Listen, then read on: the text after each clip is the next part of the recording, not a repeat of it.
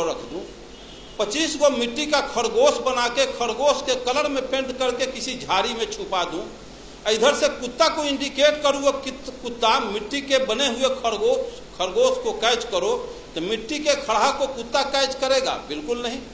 मिट्टी के चूहा को बिल्ली कैच करेगी? बिल्कुल नहीं। जब मिट्टी के चूहा को बिल्ली नहीं कैच कर रही है, मिट्टी के खरगोश को कुत्ता कैच नहीं कर रहा है, लेकिन हम मानो माटी के हनुमान, शिव, शंकर, दुर्गा, पार्वती, गणेश बना के पेंट पोचारा करके लंगावटा साया साड़ी ब्लाउज पहना के हम कर जोड़ के गिड़गिड़ाते हैं कि हे हनुमान जी, हे दुर्गा जी, हम पर कृपा करो। तो हनुमान के पास बैंक बैलेंस है कि 10-20 हजार से कृपा कर देगा? वो माटी के दुर्गा के पास लैंड प्रॉपर्टी है कि पटना में 2-4 कट्ठा रजिस्ट्री जमीन का कर देगा? इसका मतलब हम मानव असल नकल के पहचान करने में कुत्ता बिलाई से भी बदतर हैं। साथियों,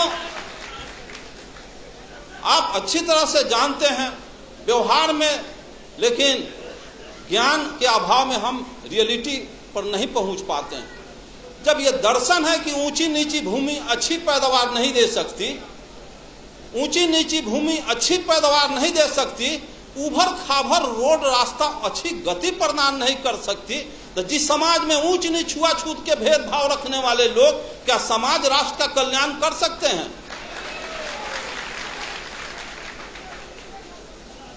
ब्राह्मणवाद का सबसे बड़ा हथियार शराब और वरदान। ऐसे क्यों हो गया? तो फलाना ऋषि का शराब था। ऐसे क्यों हो गया? तो फलाना ऋषि का वरदान था। शराब और वरदान में पूरा 90% बैकवर्ड आकंठ डूबा हुआ। मैं पूछता हूं, जिसको बाबा साहब अम्बेडकर ने कहा है कि जो कौम अपने पूर्वजों का इतिहास नहीं जानता वो कौम अपना भविष्य निर्माण नहीं कर सकता, एक्चुअली मार्क्स ने कहा है कि पॉलिटिकल पावर, मार्क्स ने कहा है कि Marx told that revolution engine of history, क्रांतियां इतिहास की इंजन होती है। भारतीय परिवेश को समझा, यहां 3 बीमारी थी और बीमारी के पहले डॉक्टर दवा का इन्वेंशन नहीं करता, बीमारी के बाद दवा बनती है।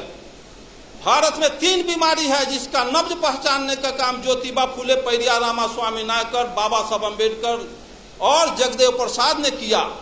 और जर्मनी में, इंग्लैंड, फ्रांस, रूस, चीन में 2 बीमारी थी, और पूंजीवादी और सामंती व्यवस्था, यहाँ जातीय व्यवस्था भी, ब्राह्मणवादी व्यवस्था भी है।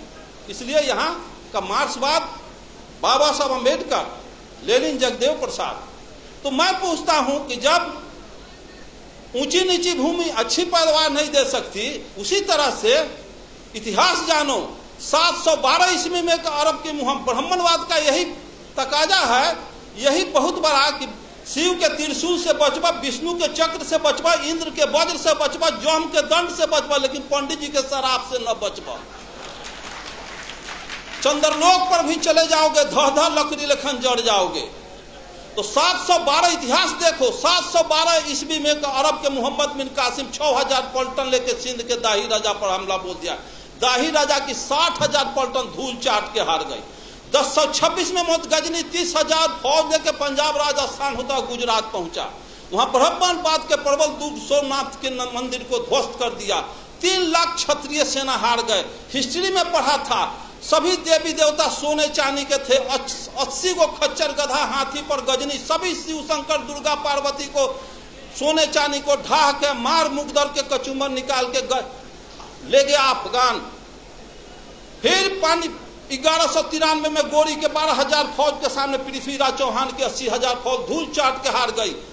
सभी मंदिरों को ढा दिया, देवी देवता कबाड़ के ले गया। फिर पानीपत की पहली लड़ाई 1526 में त्राइन के युद्ध में बाबर के 12,000 फौज के सामने राणा संगा की 60,000 फौज धूल चाट के हार गई। तो एक तरफ कहते हो कि शिव के त्रिशूल, विष्णु के चक्र, इंद्र के वज्र, जम के दंड से बचोगे, पंडित के शराब से न बचोगे। तो 712 में हार गए, 1026 में हार गए, 1193 में हार गए, 1526 में हार गए। देश गुलाम हो गया, देवी देवता लूट गई, बहु बेटी लूट गई, मार के गजरा मुल्ली की तरह काट दिया गजनी। और किसी को सरापना नहीं था कि गजनी गोरी को अंग्रेज को शराब देता तो बॉर्डर के वहीं पर लकड़ी लेखन धह धह जड़ जाता। तो ये शराब किसके लिए? ये तो कोयरी कुम्हार कानू कलवार तो यहाँ मुल्हर पर फंसौले बारी, गुह गोबर खिया के, अब पेशाब पिला के, यही हमारा दही चूड़ा खिलाएगा, यही दान दक्षिणा देगा। चलो उससे तक शराब। मैं पूछता हूँ कि इसमें इस रास्ते से बिजली की तार गई है, इसमें करंट प्रवाहित हो तो उसको तार को छुएगा आज तो करंट आज मारेगा कि 6 महीना के बाद मारेगा? तो जब सोमनाथ के मंदिर में सोने चांदी के देवी देवता गजनी के बाल नहीं टेढ़ कर सका तो गिट्टी छड़ सीमेंट का हनुमान मेरा बयाना बिगाड़ क्या देगा?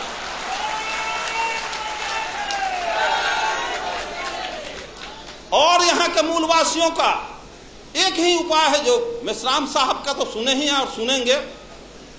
जिस स्थिति में आर्यों के पोजीशन में हैं, आर्य जिस पोजीशन में हैं, सिर्फ वही पोजीशन जो पोजीशन सर्प और चूहा का है।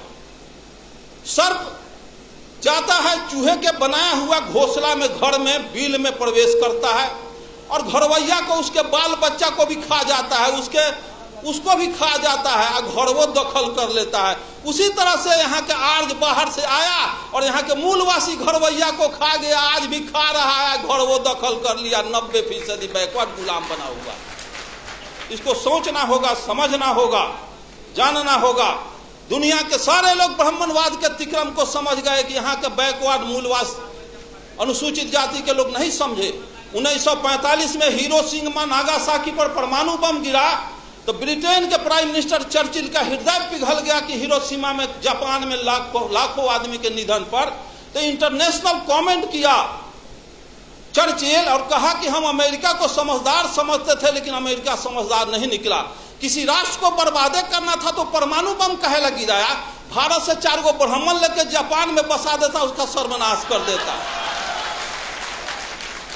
तो 4 ब्राह्मण किसी राष्ट्र को बर्बाद कर सकता है। और जिस देश में घरे घरे ब्राह्मण बसा, अगुआड़ा पछुआड़ा ब्राह्मण मरवा गाड़ के छोड़ जात, सत्यनारायण झूठनारायण अंगना में बोला करके अपन कार्य को संपादित करता है, उस देश के बैकवर्ड को कभी कल्याण होने वाला है? पिछड़ा का कल्याण होने वाला है?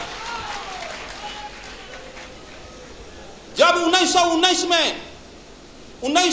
में ब्रिटिश सरकार अधिनियम 7 के तहत ब्राह्मणों को जज बनने पर प्रतिबंध लगा दिया और यह कहा कि इनके अंदर न्यायिक चरित्र नहीं होता है, तो ब्राह्मण के सारे तिक्रम को अंग्रेज मुगल समझ गए, लेकिन यहाँ के माँ आज तक मूलवासी नहीं समझे हैं, जिसका नतीजा 90% 85% होने के बाद भी 10% सवर्णों आर्यों का हम चमचागिरी कर रहे हैं।